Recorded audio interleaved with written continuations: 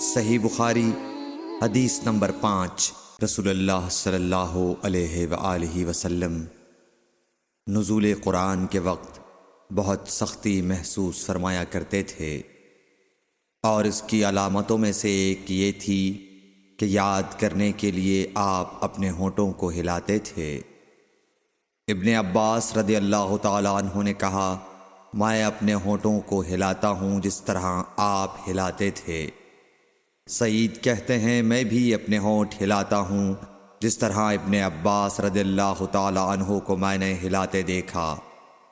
پھر انہوں نے اپنے ہونٹ ہلائے۔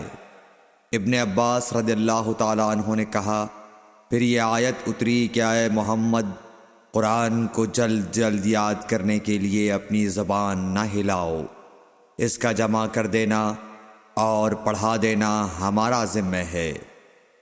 حضرت ابن عباس رضی اللہ تعالیٰ عنہ کہتے ہیں، یعنی قرآن آپ صلی اللہ علیہ وآلہ وسلم کے دل میں جمع دینا اور پڑھا دینا ہمارے ذمہ ہے۔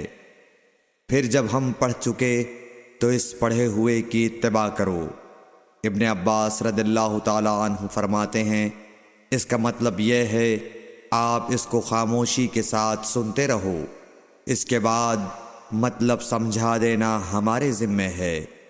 پھر یقیناً یہ ہماری ذمہ داری ہے کہ آپ اس کو پڑھو، یعنی اس کو محفوظ کر سکو۔